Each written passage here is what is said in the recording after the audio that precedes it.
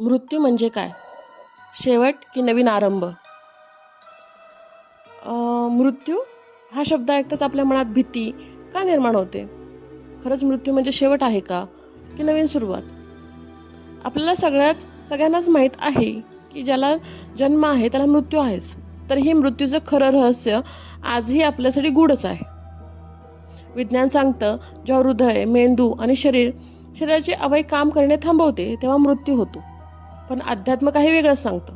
ते म्हणतं, शरीर मरतं पण आत्मा कधीच मरत नाही. जसं आपण जुने कपडे बदलून नवीन घालतो, तसेच आत्मा एक शरीर सोडून दुसरे शरीर धारण करते.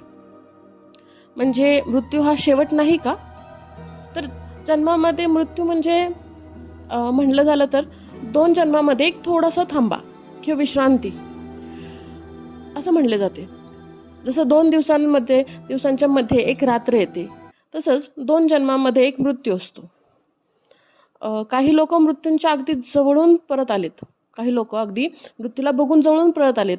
ते असे सांगतात की त्यांना एक तेजस्वी प्रकाश दिसला आणि एक अशी शांतता जाणवली जिथे ना भीती होती ना वेदना होती, पण आरामात शांतता, खूप शांतता होती.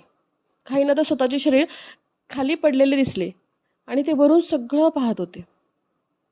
मग मृत्यू का होतो किंवा मृत्यू का येतो?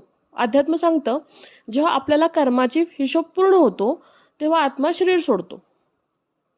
जसं एक मेणबत्ती जळत राहते आणि एक दिवशी शांत विझते, तसंच जीवनाचेही आपल्या कर्मानुसार पूर्ण होतात. आपल्याला दुःख का होतं? कुणी मेलं तर, कुणी गेलं, मृत्यू झाला तर आपल्याला दुःख का होतं? कारण आपण शरीराला आपलं मानतो. जर आपण आपलं समजलंच नाही की तो आत्मा फक्त शरीर बदलतो, तर कदाचित दुःख कमी होईल आणि मृत्यूची भीती नाहीशी होईल. मृत्यू म्हणजे शेवट नाही, तो एक नवीन आरंभ आहे. मग तुम्हाला काय वाटतंय? मृत्यू म्हणजे शेवट की सुरुवात?